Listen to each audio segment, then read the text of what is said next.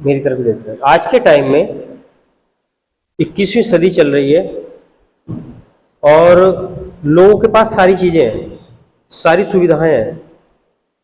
और मैं बहुत सारे पढ़ने वाले बच्चों को देखता हूं जो स्टडी कर रहे हैं, लेकिन आज भी मुझे इतना ऊर्जावान, इतना बुद्धिमान, इतना विद्वान और इतना साहसी व्यक्ति नहीं मिला है जितना मैंने भगत सिंह के बारे में पढ़ा है।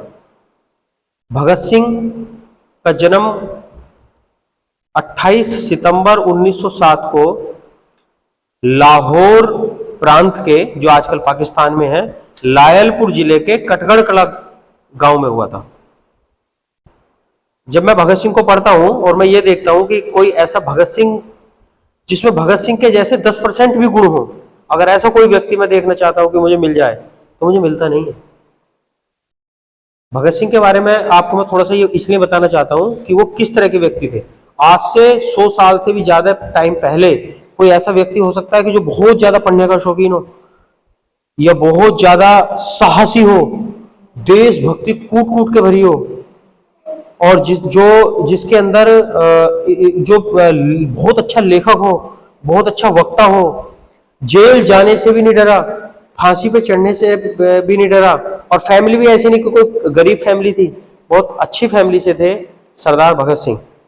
और 20 साल जिस समय वो अपने टाइम पे काम कर रहे थे ना, जिस समय वो सबसे ज्यादा शक्ति के साथ काम कर रहे थे और ताकत के साथ काम कर रहे थे, उस समय उनकी उम्र सिर्फ 20 साल थी। आज हम 20 साल के लड़कों को देखते हैं, किसी को तो किसी का टारगेट कुछ और होता है, किसी का टारगेट कुछ और है, किसी का टारगेट कुछ और है, सब ऐसे घूम रहे हैं, मतलब टाइम का कोई सदुपयोग नहीं। उनसे कहीं कहो कि कोई बोले तो बोलेगा नहीं, उनसे कहीं कहो कि इस चीज पे 5 लाइन लिख दो, वो लाइन नहीं लिख सकते। ये सोचने वाली बात है ना। और वो इतने अच्छे राइटर थे, उन्होंने जेल के अंदर भी बुक लिख दी थी। जब भी उन्हें टाइम मिलता था तभी वो लिखते थे, और थिएटर के अंदर उनके लिखे हुए नाटक प्रदर्शित होते थे। सोचो कि कितना वो उस व्यक्ति का जो जीवन है वो कितना सेट होगा। वर्सेटाइल जीनियस थे वो, बहुमुखी प्रतिभा के धनी थे, हर काम करते थे, गाते बहुत अच्छा थे, शायरी बहुत अच्छा करते थे, लिखते बहुत अच्छा थे, कविताएं लिखते थे, किताब लिखी थी। लोगों के उनके बारे में कुछ गलत सोच भी है, वो कहते थे कि सोचते हैं कि लोग वो नास्तिक थे। एक्चुअली वो नास्तिक नहीं थे, उन्होंने अपने आप को नास्तिक किस परिप्रेक्ष्य में कहा था ये अलग बात है, लेकिन इतना साहसी व्यक्ति कहां से साहस तैयार हुआ होगा, ये सोचने वाली बात है। भगत सिंह के बारे में हमें पढ़ना चाहिए। आज हम उनके बारे में इसलिए जिक्र कर रहे हैं क्योंकि आज 28 सितंबर है और उनका जन्मदिन था। लेकिन आज से 100 साल पहले, 110 साल पहले व्यक्ति ऐसा हो सकता है, आज तो हो सकता है क्योंकि आज हमारे पास बहुत सारे सोर्सेज हैं जिससे हम नॉलेज इकट्ठे कर सकते हैं। आज हम अपने शौक में लिख सकते हैं, बहुत अच्छा बोलने की प्रैक्टिस कर सकते हैं, या और कोई काम कर सकते हैं, गा सकते हैं।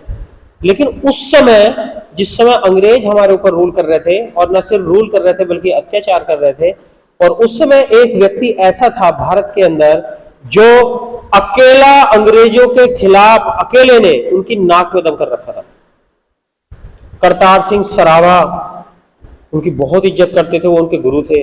लाला लाजपत राय उनको बहुत मानते थे, वो उनके फॉलोवर थे सरदार भगत सिंह। महात्मा गांधी के असहयोग आंदोलन में उन्होंने न सिर्फ बढ़ चढ़कर हिस्सा लिया बल्कि बहुत ताकत के साथ अपने बहुत सारे युवाओं का एक ग्रुप बना के उसमें पूरा लगा दिया उन्होंने। महात्मा गांधी से भी वो बहुत प्रभावित थे, ऐसा नहीं है। बहुत तेज दिमाग के थे, ब्रिलियंट व्यक्ति थे सरदार भगत सिंह, बहुत ब्रिलियंट व्यक्ति थे, डरते नहीं थे, बहुत तगड़े विचारक थे। जब उनसे कहा गया कि उनकी शादी के बारे में कहा गया तो उन्होंने कहा कि गुलाम भारत में शादी नहीं करूंगा, मैं गुलाम भारत में शादी नहीं करूंगा, और अगर गुलाम भारत में मेरी शादी होती है तो मेरी जो दुल्हन होगी वो मेरी मौत होगी। अंग्रेजों के छक्के छुड़ा के रख दिए थे उस व्यक्ति ने। चंद्रशेखर आजाद के साथ ग्रुप में शामिल थे, राजगुरु के साथ, बटुकेश्वर दत्त, उन्हें जब वो बीए कर रहे थे लाहौर की कोई, मुझे याद नहीं है कौन सा कॉलेज है, लेकिन वहां उन्होंने बटुकेश्वर दत्त मिले। ऐसे करके उन्होंने बहुत बेहतरीन क्रांतिकारियों का एक संगठन तैयार किया और इकट्ठा किया। मैं जो तुम्हें बताना चाहता हूं, एक ही बात बताना चाहता हूं, और वो ये है कि आज के टाइम में हमें वर्सेटाइल जीनियस होने की जरूरत है, और वर्सेटाइल जीनियस होने के साथ साथ त्याग करने की भी और साहस की भी। हमें स्वार्थी नहीं होना चाहिए,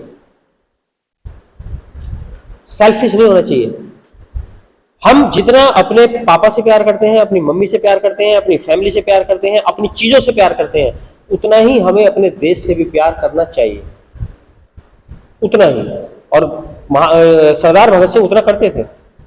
सरदार भगत सिंह वो ये कहते थे कि अगर हमारे अंदर प्रेम उत्पन्न हो गया है तो ऐसा नहीं है कि उसे हम किसी चीज से ज्यादा करें और किसी चीज से कम, सबसे ज्यादा सबसे प्रेम करना चाहिए। और भगत सिंह जैसे लोगों के बारे में हमारे देश के युवाओं को, तुम तो ग्रोइंग युवा हो, पढ़ना चाहिए।